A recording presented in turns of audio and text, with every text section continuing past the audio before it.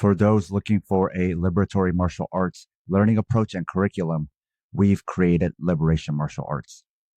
It doesn't just teach you martial arts, it's also an approach to learning movement skills. The whole point of our program is to remove the need for a coach, to liberate you from the need of top-down instruction and toxic gyms. If you have a coach and also have a gym, then you can apply our learning approach to improve your progress. Or maybe you also need a supplemental martial arts community as a counter to the commercial gym you go to. You can actually apply our learning approach to learn anything, and our practitioners are. They're applying it to all sorts of things, whether physical, mental, or even personal. It's just a radically different approach to everything. Sign up for Liberation Martial Arts at the Southpaw Pod Patreon, or support us by signing up for one of the other tiers and help us support this project while also getting access to bonus content like early releases of SDS9 with transcripts. SDS9 Season 3 was recorded from the beginning of 2023 to early 2024 and was first published on Patreon. Now that we're done with the season, the entire season is being released all at once on the Southpaw public feed. Find Season 4 on the Southpaw Pod Patreon. This episode was recorded January 21st, 2024.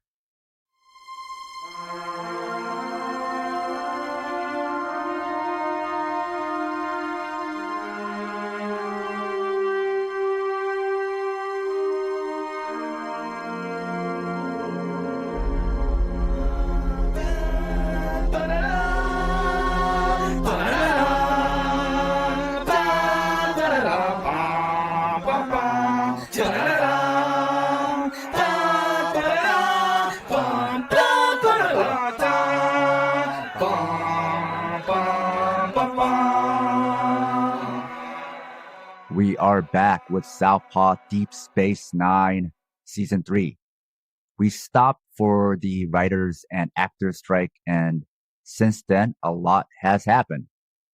If you don't know what SDS9 is, it's Southpaw's DS9 completist watch-along show where we watch every episode, recap it, and analyze it. We are your hosts, Scott and Sam. Scott is someone who's watched DS9 more than once, whereas I'm someone who's casually watched some episodes when it first aired, but this is my first time watching each episode in earnest. And after we watch each episode, we come together and talk about it with today's eyes, but also with a historical and political lens. From the beginning, we've been talking about Palestine, which probably makes our series unique, but also very timely. So we had to come back, and how can we not let what's happening now inform our current watch?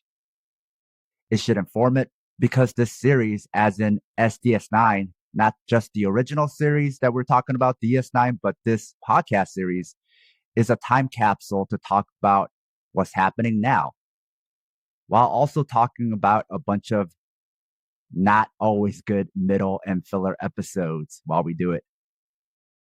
So, Scott, how have you been during this hiatus, and your thoughts about this show coming back and you coming back to this SDS9 watch-along series with everything that's been going on in the world and also in your own life, everything that's been going on?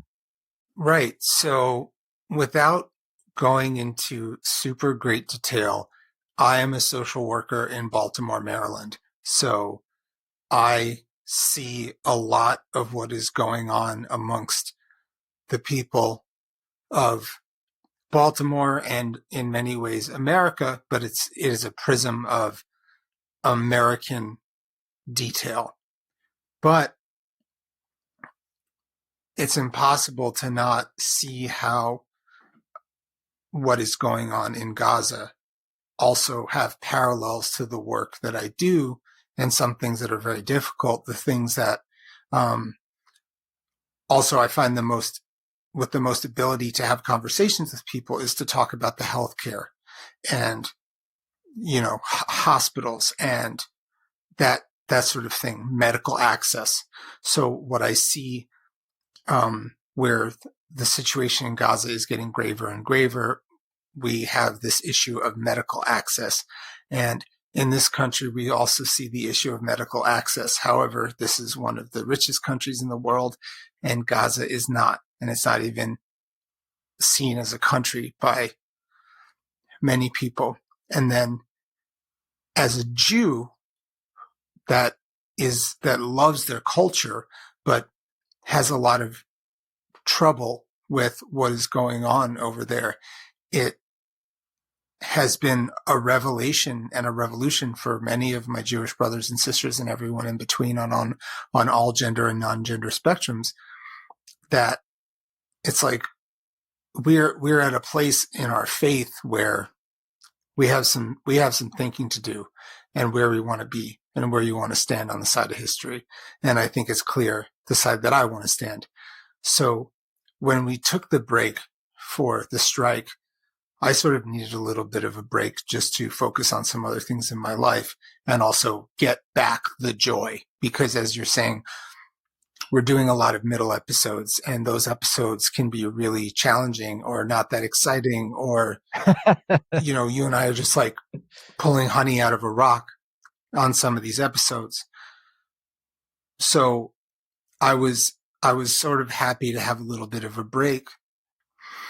And I do not believe that you can talk about Deep Space Nine in a vacuum without looking at the politics connected to it when it was made and how it reflects itself as a prism to us now. So I actually think that the work that we are doing is even more prescient as events of the world unfold. Whether we wanted it to be or not, right? Definitely didn't want it. This was supposed to be kind of a fun series where we talk about some politics and maybe educate ourselves, educate some people. But then all of a sudden, because of our unique take, and then because of everything that happened, it seemed like, oh, the show got more heavy. The show like has some responsibility. It became more important. Yeah. And you just sort of see there are parallels between the Cardassians that might make some people very uncomfortable, and the Federation that might make some people uncomfortable, and the Bajoran people, depending on who they're written, were, interestingly enough, sometimes a facsimile of Jews or facsimile of Palestinian, facsimile of people that what was going on in Bosnia and Sarajevo and Armenian people. But you can't look at the occupation of Bajor and not see some parallels to the world that we live in. And revisiting all of this has been challenging, but something that I'm willing to do. There was a moment where I wasn't sure I could continue, but I think it's important work to be done. And I do think it's very important that for the future, that there's so many wonderful, beautiful Trek fans that are discovering Trek now and are leftists or like left curious. Maybe they call themselves liberals. Maybe they call themselves Democrats. I don't know, but they start listening and they're like, okay, cool. And they notice bits and pieces of leftism purposefully or non-purposefully sprinkled in Star Trek. And they find Deep Space Nine and they're like, oh, this is like really the most politically interesting one of the earlier days. And I still think probably period. And,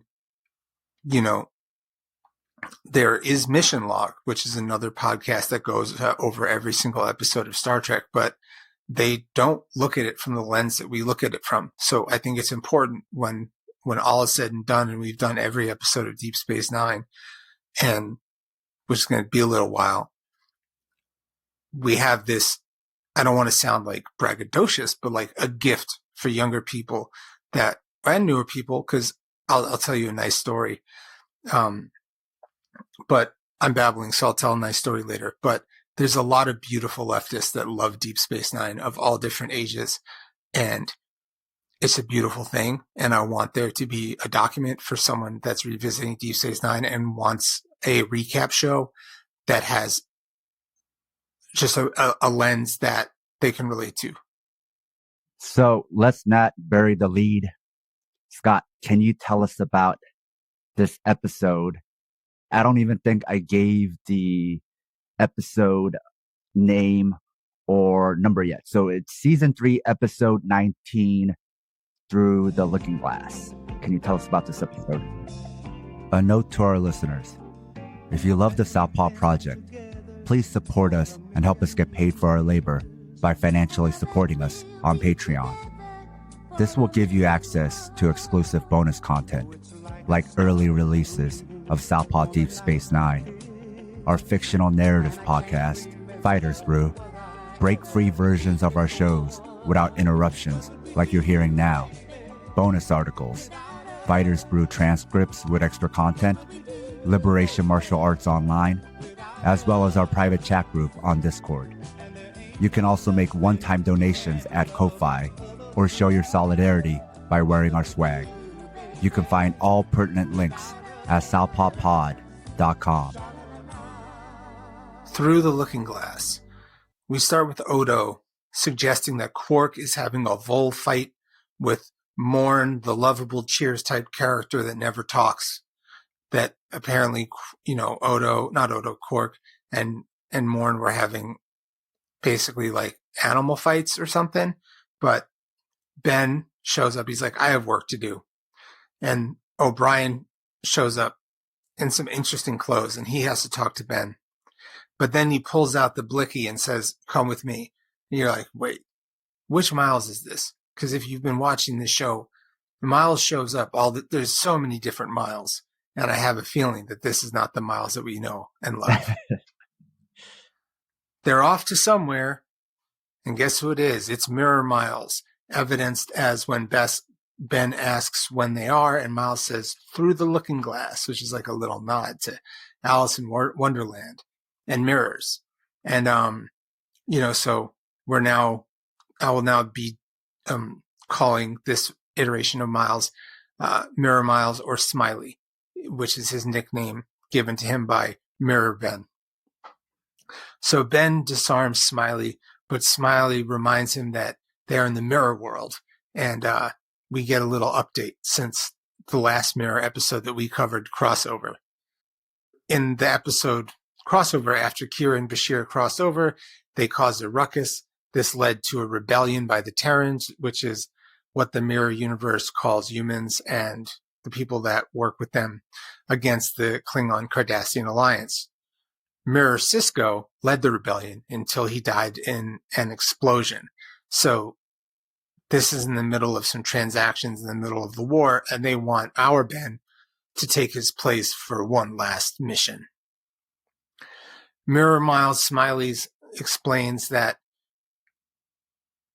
Mirror Ben's counterpart, who was married to Jennifer. Now, as we know, in Deep Space Nine, Jennifer was also Ben's wife, who died sort of at the hands of Picard as Locutus of Bjorg. We see that in the first episode.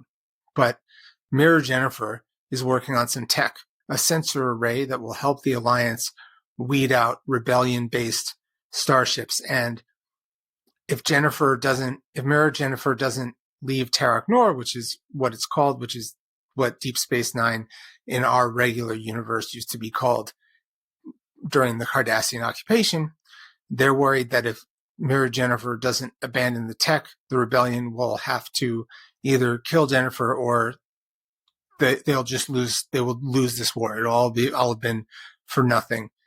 And Ben realized that he's not willing to lose Jennifer again.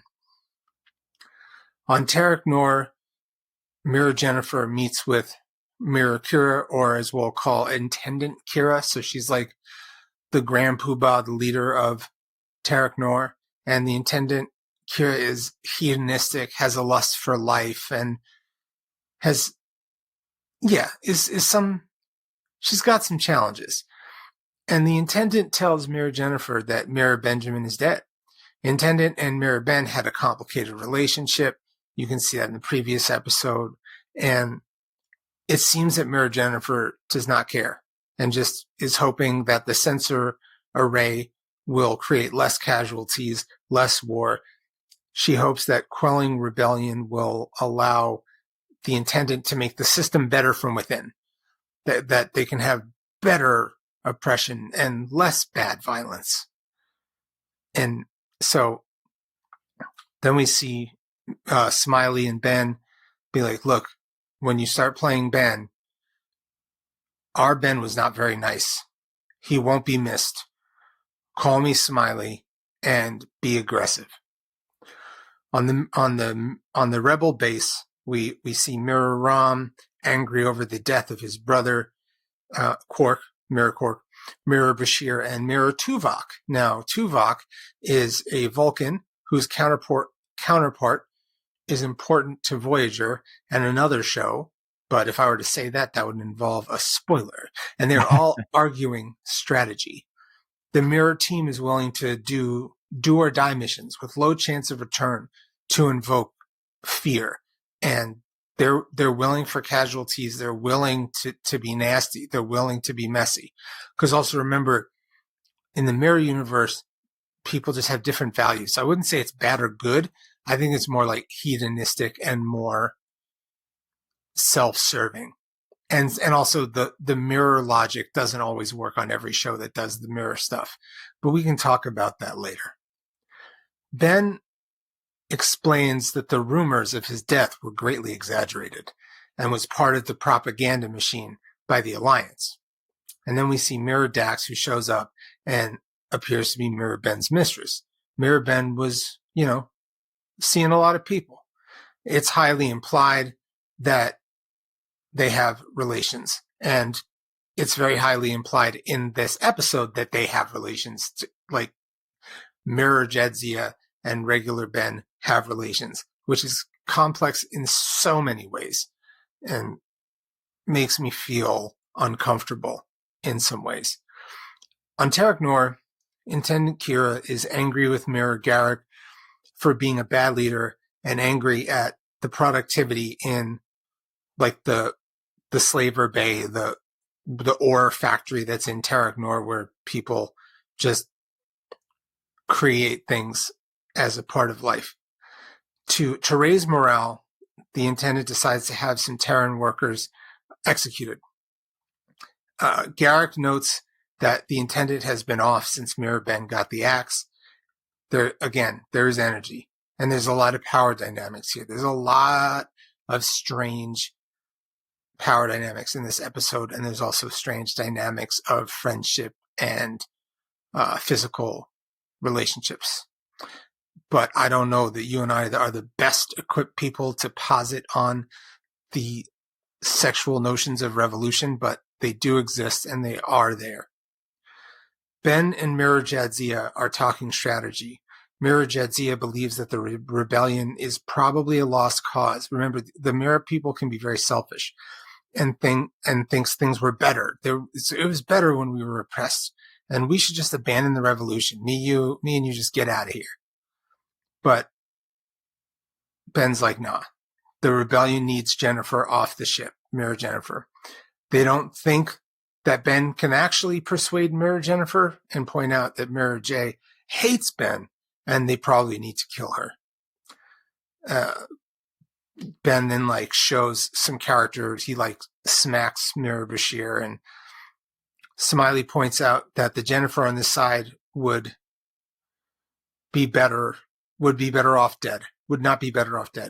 That if she can side with them, she can help them develop some cool stuff. So it's decided that they will go to Terok Nor. At Terok Nor, Mirror Ram, acting as a double agent, is indicating to the intendant that Sisko is alive and has ideas to recapture him. Smiley reminds Sisko that he almost fooled everyone and that Mirror Jennifer is different than the Jennifer Ben knew, and just understand that this is going to be challenging. So it turns out that, in this universe, Sisko and Jennifer, it was an unloving marriage of convenience, and they pretty much hate each other. Sisko and Smiley get surrounded by Alliance ships on their way to Terok Nor and are captured. When Sisko leaves the airlock, he gives the intendant a kiss and they briefly discuss the possibility of his execution. Avery is such a good actor.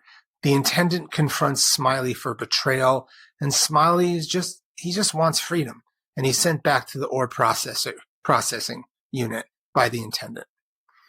The Intendant leads Cisco to her quarters, explaining that due to trust issues, she might actually have to get rid of him for morale, and is having trouble thinking of a good political reason to keep him alive, other than the fact that his pure existence makes Mira Garrick mad.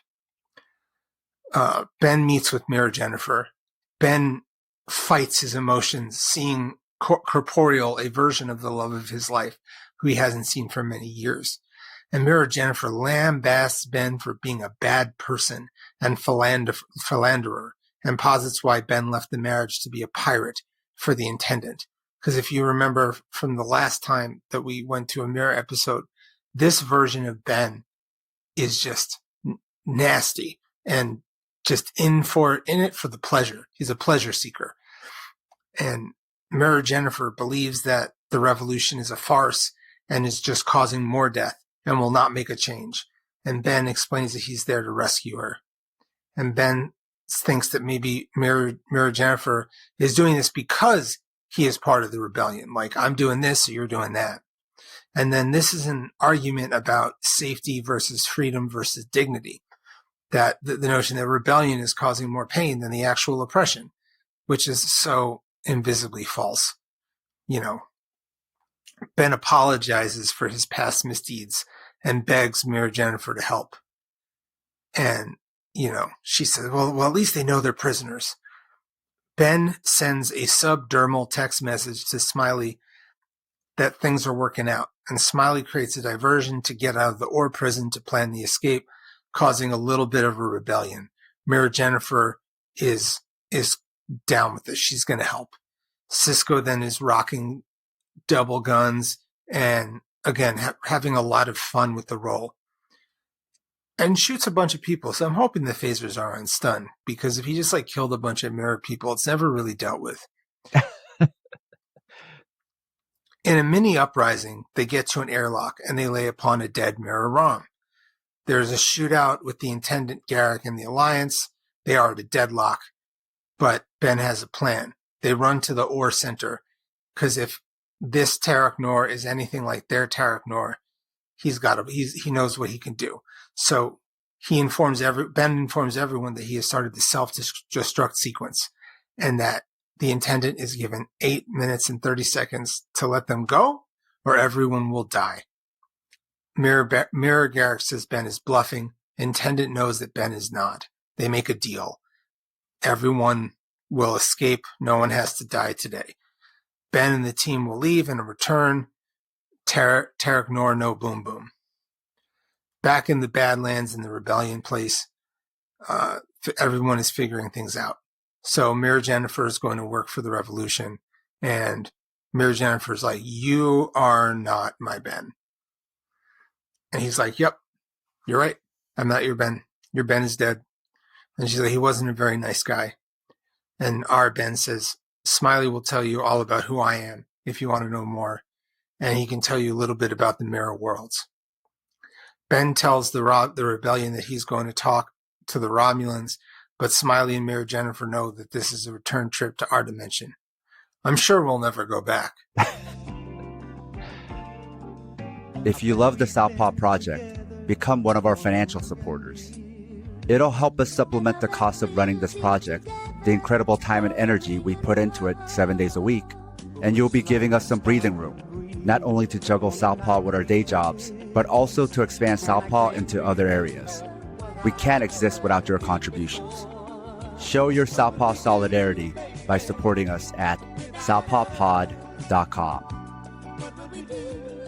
So I know this plot. Ceasefire and peace through killing anyone who would ever resist your hegemony. That's Western diplomacy in a nutshell. But that's just the backdrop of this episode. The actual episode is a heist story. Con your way to stealing Jennifer from the heart of the enemy while pretending to be someone else. Scott, What did you think about how this episode handled the Mirror Universe rebellion? I think it was a little afraid to say it with its full chest, but it did bring up some topics that I thought were smart. But a bunch of times they're like, oh, well, at least when we were oppressed, there was less death. So maybe we should go back to that. But they were like trying to say some things, and I feel like they didn't realize that they were telling stories about the Western death machine and the real politic of a certain Henry that passed away recently. But they're just like, oh, there's the rebellion and we need to stop it, or should we start it? And there isn't like the imperative that happens in Starfleet, where you're not supposed to like interact with other planets if they haven't reached a certain part of technology. There aren't really rules for how to deal with a mirror dimension where everyone's just sort of in a bad mood. And Ben, being righteous and self-righteous, decides that he's just going to do his best and try to help, and is just really happy to see Jennifer again. This is also them returning to Ben playing somebody else again and trying not to interfere with the timeline too much. We just had this not that long ago. Well, for us, it was a long time ago, but as far as episode count, it wasn't that long ago because he did that also in San Francisco with the Bell riots not long ago. It'll never happen again. But to your point about them playing the Mirror Universe Rebellion, not with their chest proud, right? It did play it very comical or even just silly, right? To the point you made, like it just made them seem silly. It made the rebellion seem silly, right? They could have used kind of the Mirror Universe almost as a satire to like say some other stuff or do some other stuff, but they didn't go there. They didn't, unfortunately. They just said things very subliminally and like talked a little bit about, subterfuge and starting revolutions and quelling revolutions and being like, are revolutions okay if people are dying on the way to revolution? And I don't know, like, the idea of a bloodless coup is sort of a farce. People die when revolutions happen, usually, unfortunately. Now with Jennifer, she repeats a lot of the oppressors' talking points. She reminds me of the Comprador class.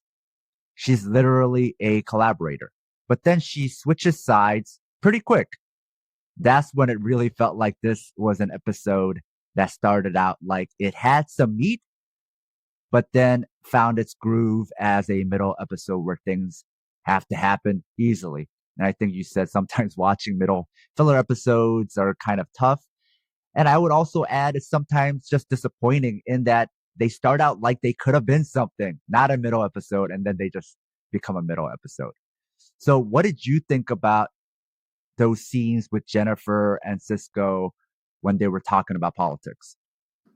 It was just like something I wanted a little bit more. It was like two people that just like read a couple articles in Jacobin, having a coffee and like talking and really sort of needing someone to help with some of the larger topics.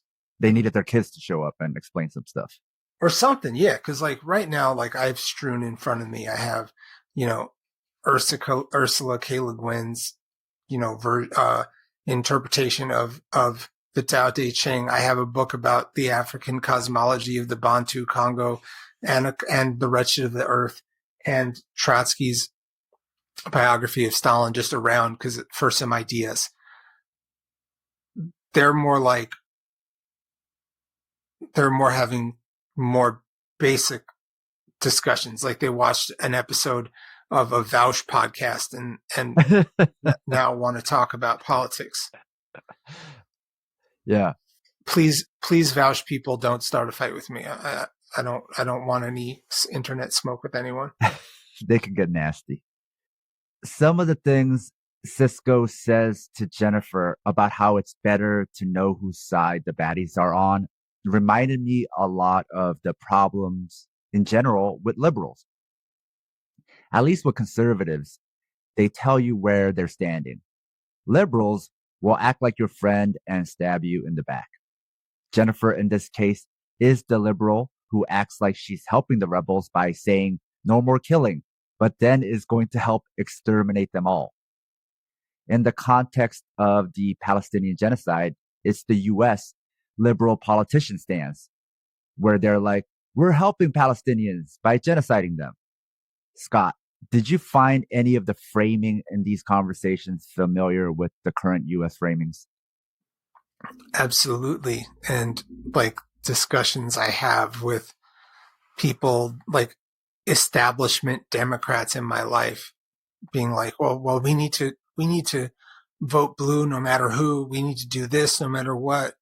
And I'm just like, my brother in Abraham, I don't know where you've been in the past 4 years, but we've been under a Democratic president and lost Roe v. Wade, lost all of these things. Like things are bad. And you're just being like, well, still vote for this guy. And I think the charade is changing. And I believe that you will see, this is a time capsule. I believe that this election will be the smallest turnout since Carter and Ford. Now, with this episode, there's a lot of liberal versus revolutionary energy. Mm-hmm. So there's definitely a vibe I like about this episode, but there's also a lot I don't like things happening too easily. I really didn't like the acting or directing too much in this episode. They went over the top with mirror universe means horny overload. Very horny. My wife said it felt a lot like a soap opera episode, like Young and the Restless. Young people probably don't remember, but back in the day when everybody just had like a few channels, it was all network TV. And in the daytime, it was something called soap operas where it's all horniness. And then there's always the mysterious twin pretending to be someone else. So along those lines, with this episode, the acting, writing, directing all felt rushed. It had this very political, very meaty backdrop, but it felt rushed. It felt lazy, very much like a soap opera, which also tries to have like very like high-minded, big scenarios only to do stuff like this. Scott, you're more of a connoisseur of sci-fi entertainment like this. What did you think about this episode? You know, Bell Hooks said, challenge notions of masculinity that equate manhood with the ability to exert power over others.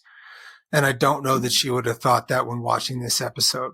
I think I just wanted to talk about that there's some strange concern with masculinity in the mirror universe and toxic notions of it that again, as you're pointing out, we didn't get to dig into.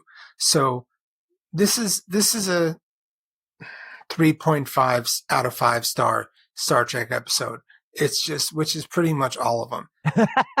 It's a 3. It's interesting because it's mirror. It's interesting because we get to see Jennifer.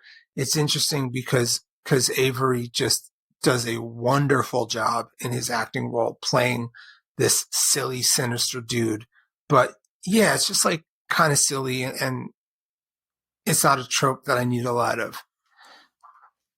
And of course, we're never going back to the mirror universe in the Star Trek show ever again. Scott, tell us about the next episode. Improbable cause. Something's going on with Garak. Until then.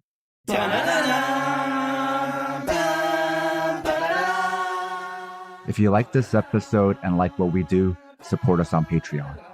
We also have the Liberation Martial Arts program if you want to train with us from wherever you are. It's both theory and practice and removes the need for an instructor. What you're learning is how to teach yourself. It's also an approach you can take with you from the gym into the world. Sponsors get a monthly training session with me, either in person or online. Supporting me not only helps me pay my bills, but it also helps me support my family. Find all our links, including Southpaw merch, at southpawpod.com.